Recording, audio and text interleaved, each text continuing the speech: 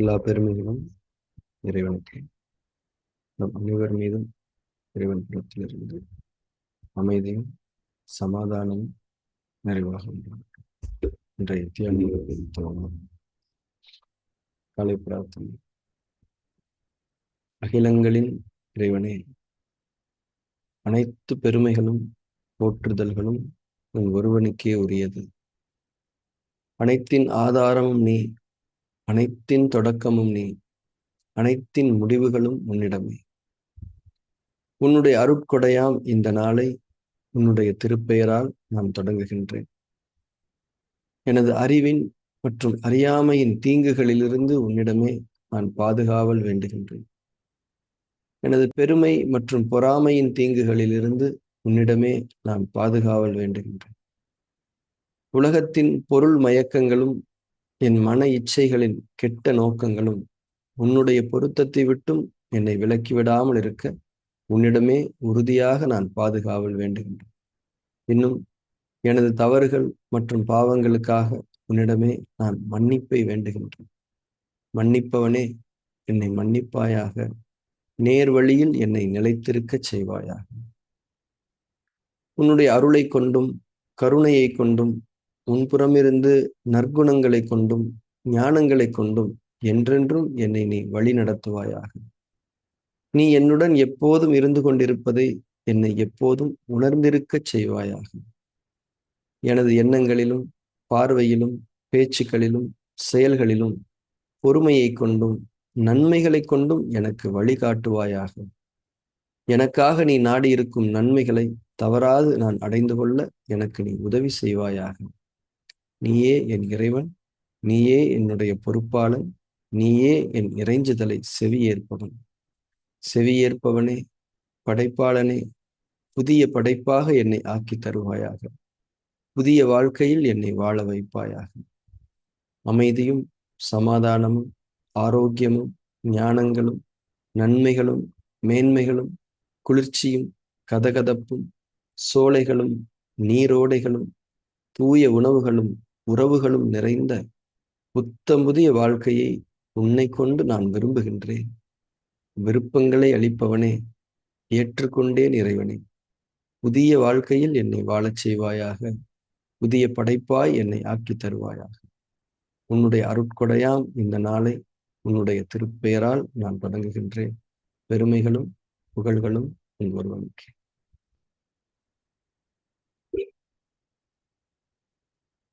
நம்ம மனசுல ஏதோ ஒரு கவலை இருக்குது, ஏதோ ஒரு கேள்வி இருக்குது. அப்படியே சோர்ந்து போய் உட்காந்துருக்கோம் அந்த கவலையில. அப்போ ஒருத்தர் ஒன்றும் கவலைப்படாதீங்க, எல்லாம் சரியாயிடும், நீங்க நினைச்சது நடக்கும் வாங்க அப்படி முதுகை தட்டி கொடுத்தாருன்னா எவ்வளவு சந்தோஷமா இருக்கும்ல. அவர் மேல நமக்கு ஒரு அன்பு வரும், ஒரு புது நம்பிக்கை ஒன்று பிறக்கும். ரைட். இப்போ ஒரு மோட்டிவேஷன் புக் ஒன்று படிக்கிறோம். கவலைப்படுறதுலாம் வேஸ்ட்டுங்க, கான்ஃபிடென்ட்டா இருங்க, நீங்க நினைச்சது நடக்கும், இந்த பிரபஞ்சம் உங்களுக்கு எல்லாமே தரும், ஏன் கவலைப்படுறீங்க அப்படின்னு ஒரு லைன் வருது. ஏதோ ஒரு கதையை சொல்றாங்கன்னு வச்சுக்கோங்களேன். அந்த புக்கு நமக்கு பிடிச்சிரும். அந்த ஆத்தர் வேற என்ன புக் எழுதியிருக்காரு அப்படின்னு தேட ஆரம்பிச்சிடும். அது ஒரு உத்வேகத்தை நமக்கு தரும் அந்த புத்தகம். ஏதோ ஒரு ஸ்பிரிச்சுவல் டீச்சர் என்னைய மாதிரி ஒருத்தர் கவலைப்படுறதுனால என்னங்க இருக்குது, கவலையே வேண்டாங்க, கவலைப்படாம சந்தோஷமா இருங்க, எல்லாமே நல்லது நடக்கும், உங்களுக்கு என்ன வேணும் அது உங்களுக்கு கிடைக்கும் அப்படின்னு நான் சொல்றேன். உடனே உங்க கிளாஸ் ஏதாவது இருக்கா, நீங்க ஏதாவது புக் எழுதிருக்கீங்களா, இந்த மாதிரி நம்ம அவர்.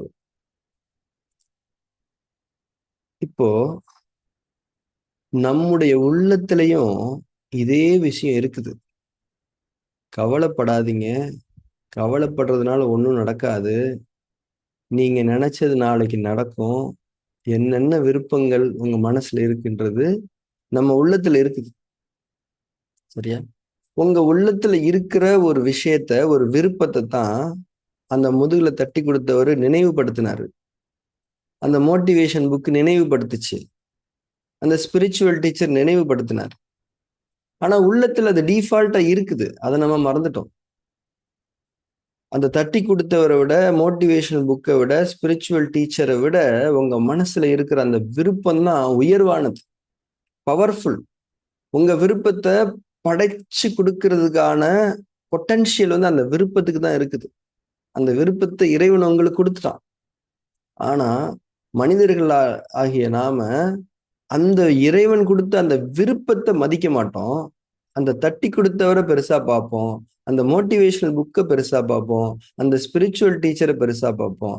ஆனா அந்த உள்ளத்துல ஒரு விருப்பம் இருக்குதே, அந்த விருப்பத்தை யாரு கொடுத்தது அப்படின்னு பார்க்கவே மாட்டோம். அந்த விருப்பத்தை எப்ப நம்ம பார்க்கிறோமோ, அப்பதான் அந்த விருப்பங்கள் நமக்காக படைத்து தரப்படக்கூடிய வாழ்க்கை வழிமுறைகளை நாம் வாழ முடியும். இந்த மோட்டிவேஷனல் புக்கும், டீச்சர்ஸும், தட்டி கொடுத்தவரும் அந்த பாதையில நம்மள போய் நிலைநிறுத்தலாம்.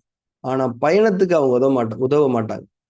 நம்ம மனசுல இருக்கக்கூடிய அந்த விருப்பத்த நாம மதிச்சு, இவ்வளவு கவலைகள் இருக்குது. இருந்தாலும் மனசுல அந்த விருப்பம் இருக்குதே. அந்த விருப்பம் எங்க வந்தது? யார் குடுத்தது? இறைவன் குடுத்திருக்கான் அப்படின்னு நினைக்கும்போது, அது அந்த பாதையிலயும் உங்கள போய் பிளேஸ் பண்ணும். தொடர்ந்து அந்த பாதையில பயணிக்கிறதுக்கு உங்கள புஷ் பண்ணும். அப்போ மனசுல இருக்கிற விருப்பங்கள முதன்மைப்படுத்தும்போது, நாம டைவர்ஷன்ஸ்குள்ள சிக்கவே மாட்டோம்.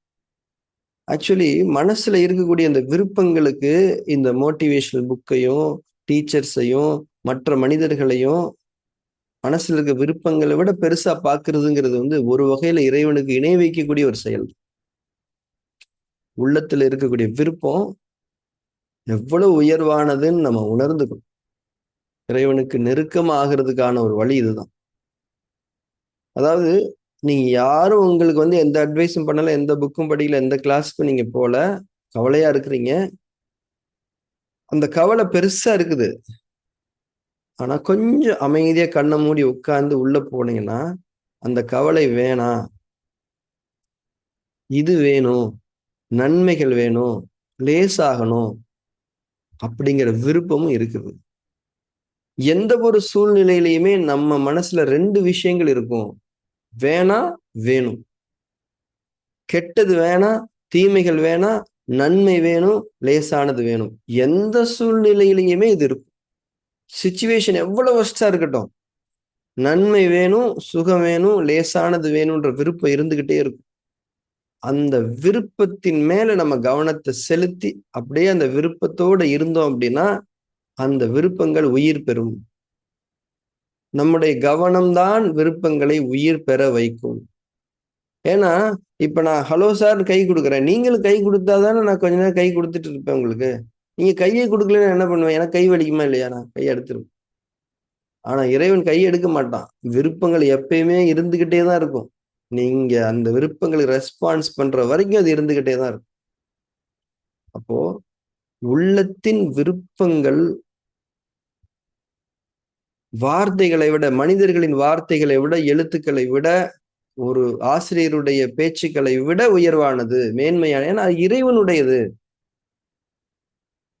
இவங்க அதை நினைவூட்டினாங்க. ரொம்ப சந்தோஷம். Thank you very much. நீங்க எல்லாம் என்னை சுத்தி இருக்கிறது ரொம்ப சந்தோஷம். ஆனா என் விருப்பம் தான் உயர்வானதுன்னு நீங்க எப்போ அந்த விருப்பத்தை உயர்த்தி பிடிக்கிறீங்களோ, அப்ப இறைவனுக்கு நெருக்கமானவங்களா, இறை பொருத்தத்துல வாழக்கூடிய தன்மையில நம்ம வாழ்க்கை அமையுங்கிறத நாம புரிஞ்சுக்கணும். ஒவ்வொரு விருப்பமும் தனித்துவமானது. நமக்கான விருப்பம் நமக்கு அது படைத்து தரப்பட இருக்கிறது. நம்ம அந்த விருப்பங்கள் பக்கம் நம்ம ரெஸ்பான்ஸை திருப்பினா மட்டும்தான் அந்த பாதையில நம்ம போக முடியும். ஒரு மோட்டிவேஷனல் புக் நம்ம விருப்பத்தை நினைவுபடுத்துது. நம்ம என்ன தெரியுமா பண்ணிடணும்? மோட்டிவேஷனல் புக் சொன்னதை நம்ம மனசுலயே ஆல்ரெடி இருக்குது. அதனாலதான் அதை நீங்க அக்செப்ட் பண்ணிக்கிறீங்க. அதனாலதான் அதோட சிங்க் ஆகுறீங்க. உங்க மனசுல இருக்கிறத தான் அது நினைவுபடுது. அதனாலதான் அதை நீங்க அக்செப்ட் பண்ணிக்கிறீங்க. ஆமா ரைட்டு தானே அப்படின்னு சொல்லிட்டு. உங்க மனசுல இல்லாத ஒரு விஷயத்த அந்த புக்கு சொன்னா நீங்க அக்செப்ட் பண்ணிக்க மாட்டீங்க. என்னங்க நானே இப்படி வந்திருக்கேன், நீங்க எனக்கு ஹெல்ப் பண்றதுக்கு பதிலா நீங்க என்னத்தையோ சொல்லிக்கிட்டு இருக்கீங்க அப்படின்னு தானே சொல்லுவோம். அப்போ மனசுல இருக்குன்னு தானே அர்த்தம். அப்போ நினைவூட்டியதற்கு நன்றின்னு அந்த புத்தகத்துக்கு நம்ம சொல்லிட்டு, அந்த ஆத்தருக்கு சொல்லிட்டு உள்ளத்தின் பக்கம் திரும்பி விட வேண்டும். அந்த விருப்பம்தான் தனித்துவமான பாதைகளில் உங்களை பயணிக்க வைக்கும். இல்லாட்டி அந்த புக்கு அங்க போய் நிப்பாட்டும், ஆனா பயணிக்க முடியாது. அது கூட்டத்தோட கூட்டமா. என்னைக்குமே உள்ளத்தின் விருப்பங்களின் பக்கம் நாம் திரும்பியவர்களாக இருக்க வேண்டும். இது இறை வழியினுடைய ரொம்ப ரொம்ப முக்கியமான ஒரு விஷயம். ஏன் திரும்ப முடியல? ஏன் உள்ளத்துல இருக்கக்கூடிய அந்த விருப்பங்களை நம்ம கவனிக்க முடியல? வேணாங்கிறதுலயே கவனம் இருக்குது, வேணுங்கிறதுல கவனமே இல்லைன்னா மனம் இரண்டினுடைய ஆதிக்கம். மனம் ரெண்டு கிளீனாக கிளீனாக கிளீனாக மனம் ஒண்ணு சொல்லக்கூடிய அந்த விருப்பம் பெருசா கேட்கும். இப்ப கேட்க மாட்டேங்குது. மனம் ஒண்ணு அந்த விருப்பங்களை அறிவிக்குது இல்லையா? அது ரொம்ப லைட்டா அப்படி ஹஸ்கி வாய்ஸ்ல தான் கேக்குது. ஆனா மனம் ரெண்டு கிளீன் ஆகும்போது வேணும், இது வேணாம், இது வேணாம், இது வேணும். ஒவ்வொரு சூழ்நிலையிலையுமே இது வேணாம், இது வேணும்ன்ற தன்மை இருக்கும். உங்களுக்கு எது வேணுமோ அதன் பக்கம் மனசை திருப்புறதுக்கு உதவக்கூடிய ஒன்றுதான் தியானம். இதை நாம் புரிந்து கொள்ள வேண்டும். இது இறைவனுக்கு பிடித்தமான ஒரு செயல். நம்முடைய வாழ்க்கையை லேசாக்கக்கூடிய ஒரு செயல். இந்த ஒரு அழகிய நினைவூட்டலோடு இன்றைய தியான செயல்முறை நாம் தொடங்கிக் கொள்வோம். ஒவ்வொரு முறை தியானம் செய்ய அமரும் போதும் முதலில் நாம் செய்ய வேண்டியது இறைவனுக்கு நன்றி செலுத்துதலாகும். தியானம் செய்வதற்கு நான் அனுமதிக்கப்பட்டதற்கு, அந்த சூழ்நிலை உருவாக்கப்பட்டதற்கு நான் இறைவனுக்கு நன்றி செலுத்த வேண்டும். தியானம் பார்க்க லேசா இருக்கலாம். ஆனா மனம் இரண்டினுடைய ஆதிக்கங்களில் இருக்கும்போது அது கடினமானது. நமக்கு லேசாக இருக்கிறது. ஒவ்வொரு நாளும் நன்றி உணர்வோடு இன்றைய தியானத்தை நாம் தொடங்கலாம். நம்முடைய கண்களை மூடி புற உலகத்திலிருந்து விலகி அக உலகத்திற்குள் செல்வோம். நமக்கான உலகம், நமக்கான பெரும் அருள்களை இறைவன் வைத்திருக்கின்ற உலகம். விருப்பத்தோடு அக உலகத்திற்குள் நுழைவோம். உடலை அதிட்டானாவில் நிலைப்படுத்திக் கொள்வோம். இறுக்கங்கள் ஏதும் எங்கும் இருக்கக்கூடாது. முற்றிலும் தளர்வான அசைவற்ற ஒரு நிலையை ஏற்படுத்திக் கொள்ளுங்கள். அதிட்டானம். மூச்சின் மீது கவனம் இருக்கட்டும்.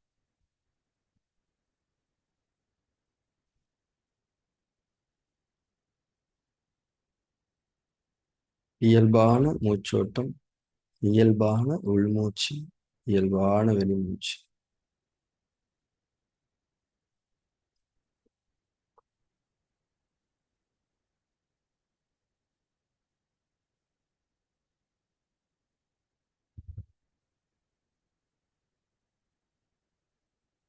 உணர்வுடன் கூடிய கவனம் இருப்பதை உறுதி செய்யுங்கள்.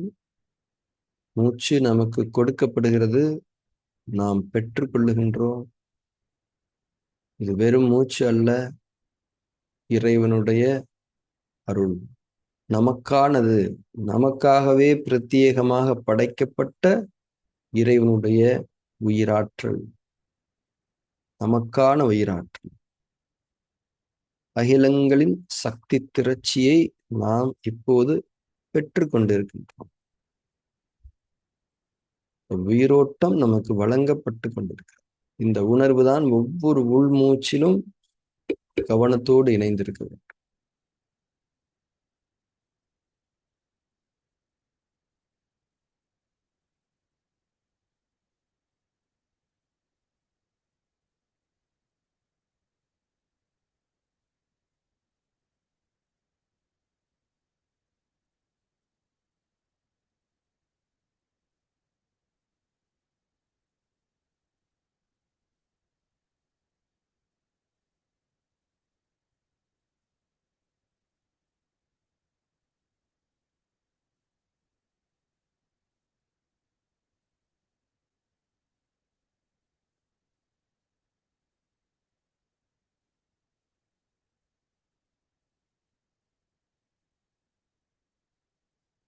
மூச்சின் மீது கவனம் இருக்கட்டும்.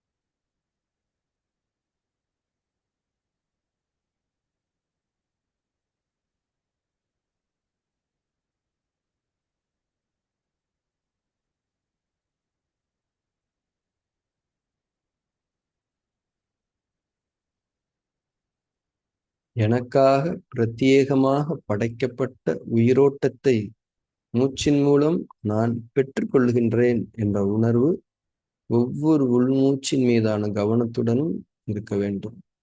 ஒரு மூச்சும் தவற விடப்படக்கூடாது.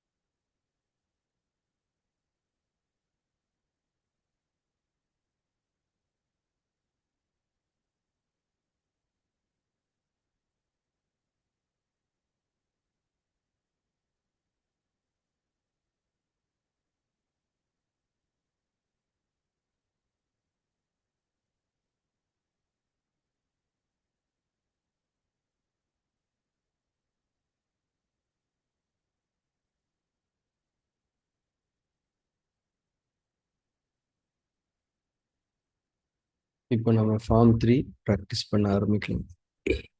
ப்ராப்பரா ஷிஃப்ட் ஆகணும் இறைவுணர் சுவாசத்துல இருந்து. ஃபார்ம் 3யோட ப்ராக்டிஸ் ரொம்ப இம்பார்ட்டன்ட்.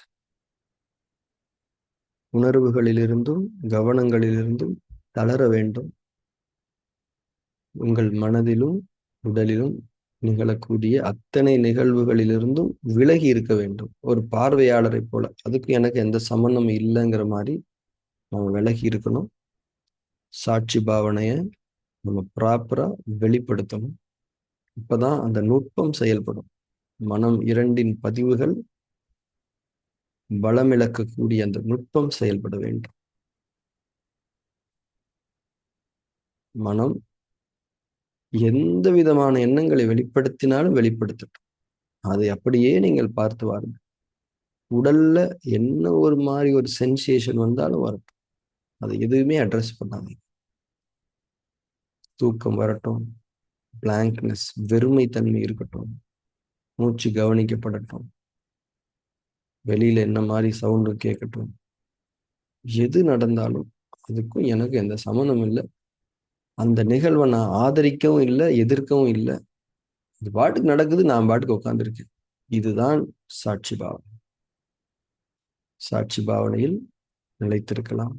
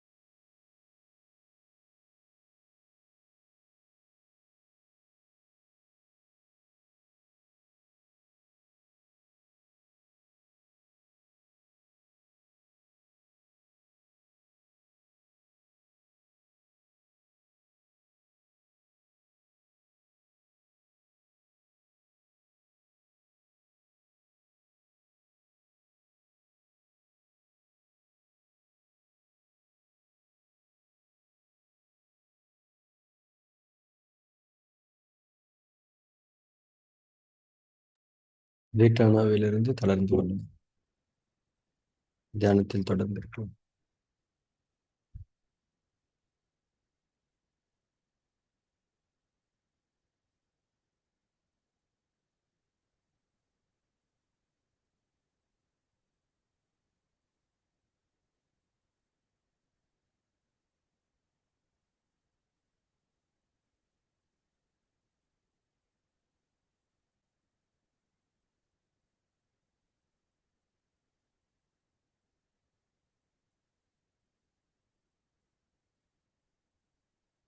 நாம் தியானத்தை நிறைவு செய்து கொள்ளலாம். கண்களை திறந்து.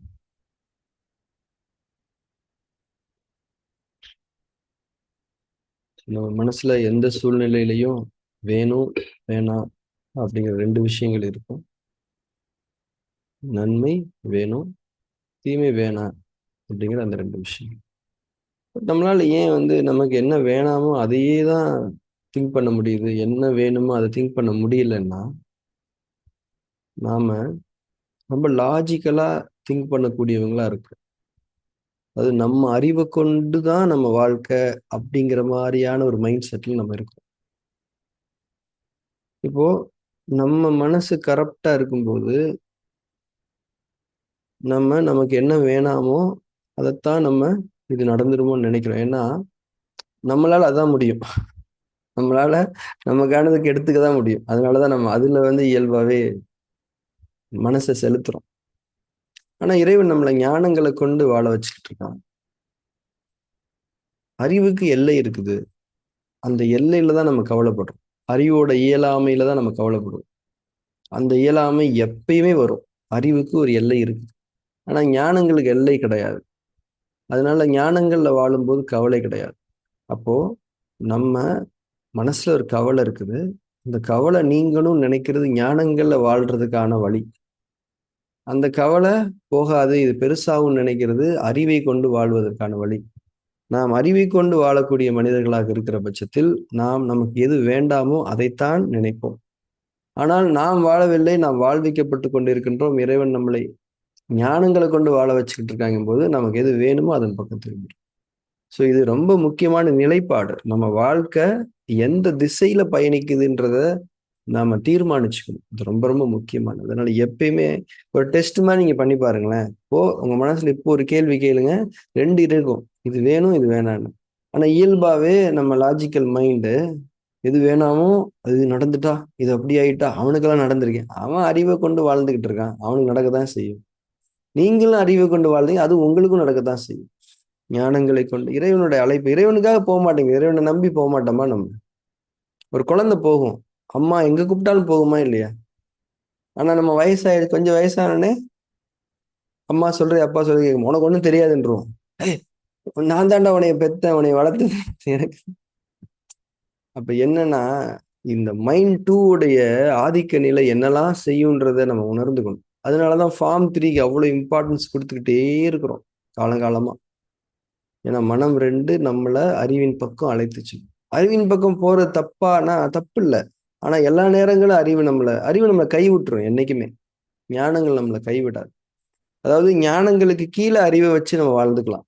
ஆனா அறிவை ஞானங்களுக்கு மிகைத்து வாழ்ந்து விடக்கூடாது என்பதில் நாம் எப்போதும் கவனமாக இருக்க வேண்டும். அதனால தியானம் நம்மை அழகா கூட்டிட்டு போயிட்டே இருக்கும் ஞானங்களின் பாதை. அதே மாதிரி நம்ம லைஃப்ல என்னைக்குமே நம்ம லைஃப்ங்கிறதே இப்ப இன்னைக்குங்கிறது நேற்றுடைய விளைவு தான். நாளைக்குங்கிறது இன்னைக்கூட விளைவு தானே. ஸோ இன்னைக்கு செயல்கள் சரியா நடந்துகிட்டு இருக்கா இல்லையாங்கிறது எப்படி நம்ம மானிட்டர் பண்றது அப்படின்னு ஒரு இது இருக்கு. உங்களால டே டைம்ல ஒரு வேலையோ அல்லது 2 வேலையோ மெடிடேஷன் பண்ண உட்கார முடிஞ்சா இன்னைக்கு நல்லா போயிட்டு இருக்குன்னு புரிஞ்சுக்கணும். நைட் ஒரு 9ல இருந்து 9:30க்குள்ள தூங்க போயிட்டீங்கன்னா இன்னைக்கு விஷயங்கள் நல்லா நடந்திருக்குன்னு நீங்க புரிஞ்சுக்கலாம். நாளைக்கு விளைவு நன்மையா தான் இருக்கும்.